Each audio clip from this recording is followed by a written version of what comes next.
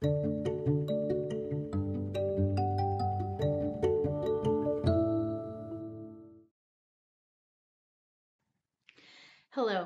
my name is Miss Wofford, and I am a math coach and a math interventionist at Lincoln Heights Elementary School in Spokane Public Schools.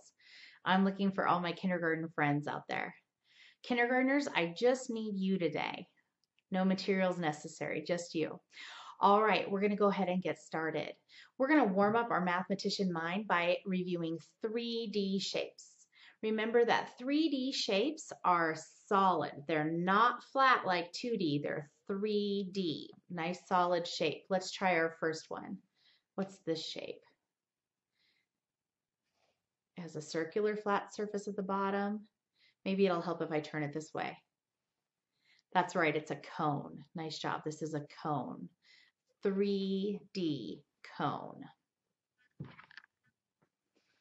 What about this? Some people, I could roll it. It looks a lot like a ball. In PE, we probably call it a ball, but in math, we call it something else. It's a 3D shape. Sphere. Say sphere with me. Sphere. Nice job. I have this shape.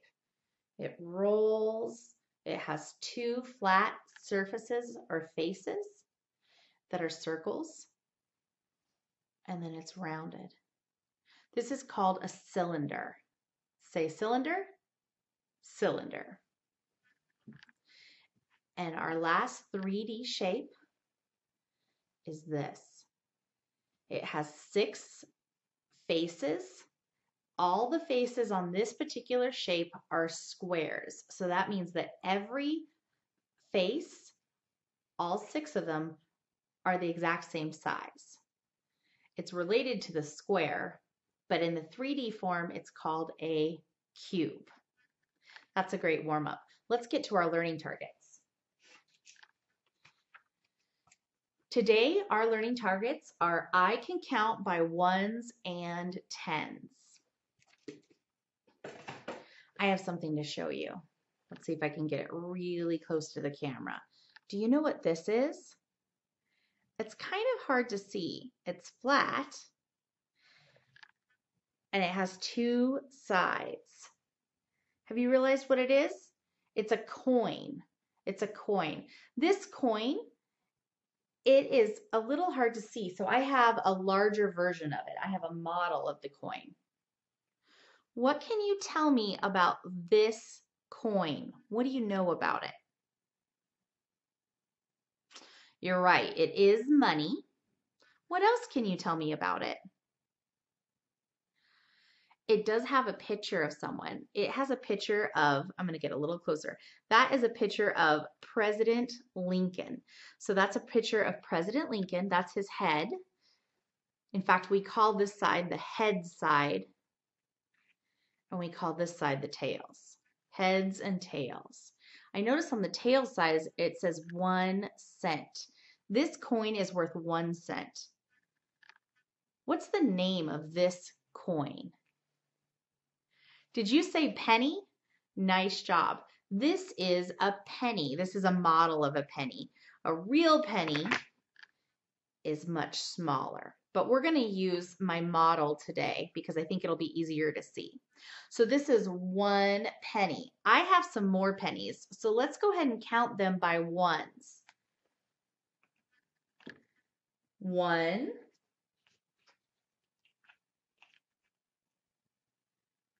2, 3, 4, 5. I have some more. Let's keep counting. So I have 5, 6, 7, 8, 9, 10. I have 10 pennies, and that is worth 10 cents. It has the value of 10 cents. What do you know about this coin?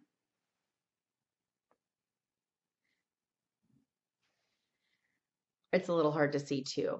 I have a model for this coin. Let me get it.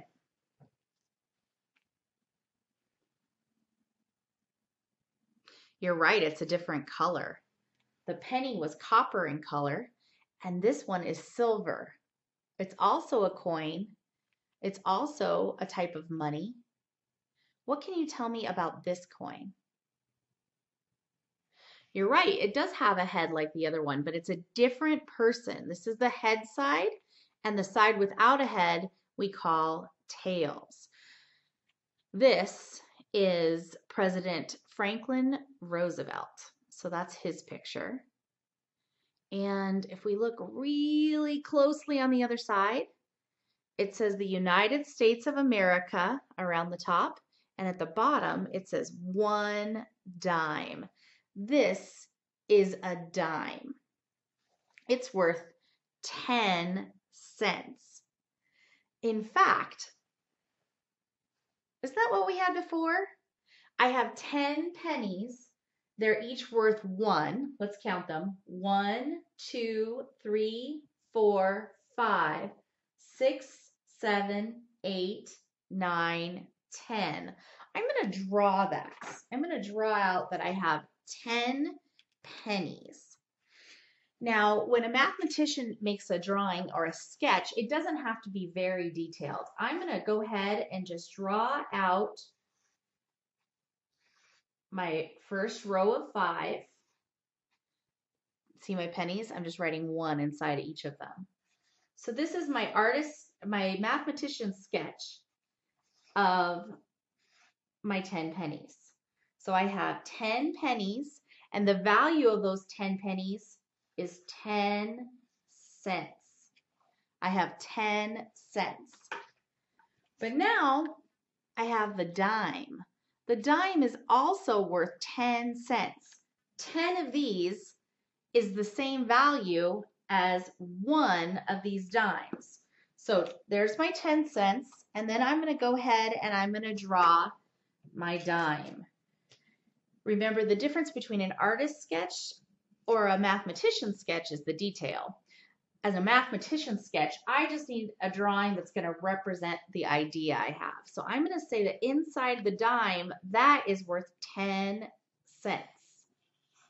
So 10 pennies is the same value as 10 cents, is the same as. So I'm going to write that they're equal. So 10 pennies represents 10 cents, and that is equal to 1 dime. I'm going to go ahead and take the pennies down. Right now I have 10, and if I remove 1, what do I have? 9, 8, 7, 6, 5, 4, 3, 2, 1, 0. 0 pennies. Mathematicians need to be able to count forward and backward from any number by ones.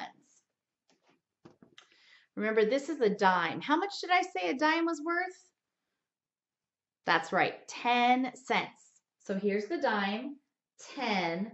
I actually have some more dimes. Let's go ahead and count those.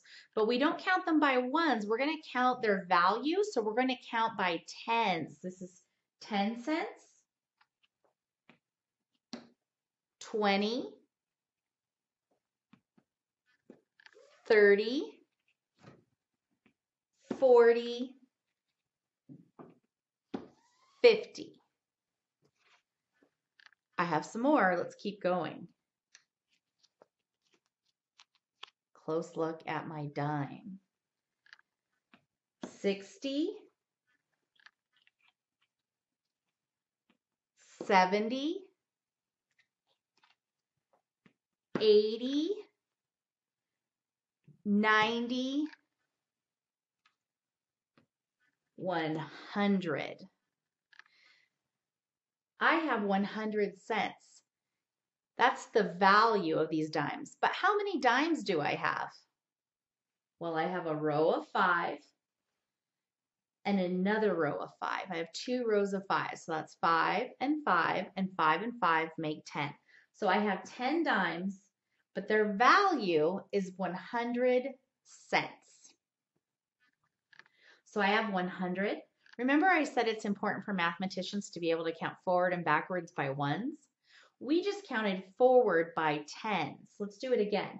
10, 20, 30, 40, 50, 60, 70, 80, 90, 100. Just like it's important for mathematicians to count forward and backward by ones, it's also important to be able to count forward and backward by tens. So we're starting with 100. I'm going to remove the dimes and let's go backward. I have 100 cents, 90, 80, 70, I hope you're counting with me, 60, 50, 40, 30, 20, 10, 0. I can count by ones or I can count by tens, but sometimes I need to count by both. What if I had one dime and 2 pennies? How much do I have? What's the value? I know this one's worth 10, and this is 1, and this is 1. So I have 10, 1, and 1. How much is that?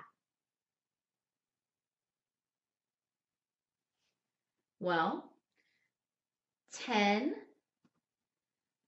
11, 12. I can go back and forth between counting by tens and then counting by ones. I knew I had 10 here and then 2 more, 10, 11, 12. I'm going to write a number bond to represent this idea. A number bond is kind of like a mathematician sketch. I have 10 here, and then I had 2 over here. Right? There's my sketch. So I'm going to write 10 and 2 go together to make 12. We were working on this idea before, this idea of 10 and some more. In fact, it reminds me of another tool. It reminds me of a 20 frame. So this dime has the value of 10. So we have 10 here, and then each of those pennies is worth 1. 10, 11, 12. So the value of these coins are 12 cents. But what if I had some more pennies? What if I had 10 and 6 pennies?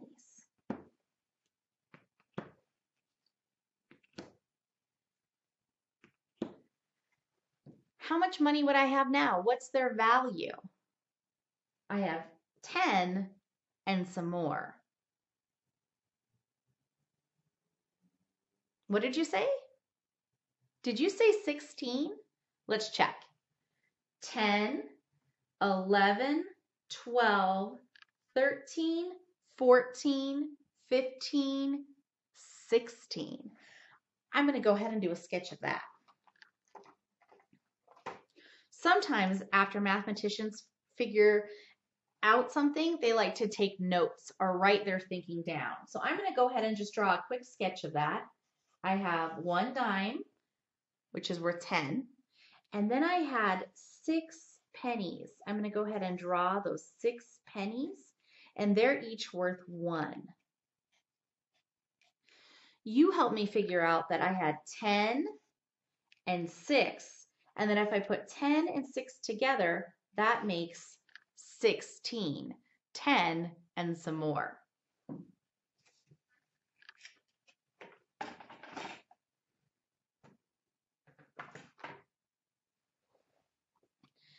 Thank you for counting coins with me today. We were counting money. To review, we were working on the idea of dimes, which are worth how much? 10 cents, and pennies that are worth 1. They're different colors. Dimes are silver and pennies are copper. They both have heads, a head side and a tail side, but the pictures are different. This one says 1 cent to remind us of its value. It's a penny. This one actually says 1 dime, which is telling us the name dime. I hope you can explore some coins with your family. Speaking of your family, go ahead and call a family member to come to the screen with us.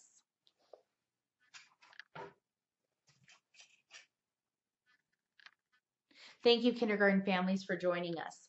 We were working today on tens represented by dimes and ones. It's important for kindergartners and all mathematicians to be able to count forward and backwards by ones and forward and backwards by tens. Some ways that you could help your kindergartner with money and with this idea is to actually just grab them a handful of change. Go ahead and get into that change jar you might have or your wallet and just grab some change. And the first thing that your kindergartner could do is sort the coins. So they could sort them into piles of pennies, piles of dimes, piles of nickels, and piles of quarters. After they've gone ahead and sorted, they could count the pennies forwards and backwards by ones, and then they could count the dimes forwards and backwards like we did today by tens. After they've sorted and after they've counted their pennies and their dimes, another thing that you could do is give your child a dime and some pennies and ask them to think about how much that is. Like in this example, 10 and 3 more, I could count that as 10, 11, 12, 13. I have 13 cents. This is a great way to practice teen numbers. When your child gets really familiar with the coins and is finding that very easy to do, then you can add a challenge and you could add 2 dimes and some pennies. 10, 20, 21, 22, 23, 24. Counting money is a great way to learn a real world skill and practice your math skills at the same time. Thank you, mathematicians, for joining me today. I hope you'll join me for our next lesson on KSPS. And in the meantime, if you're looking for more ideas for how to help your kindergartner at home, I hope you'll visit the Spokane Public Schools Learning from Home website.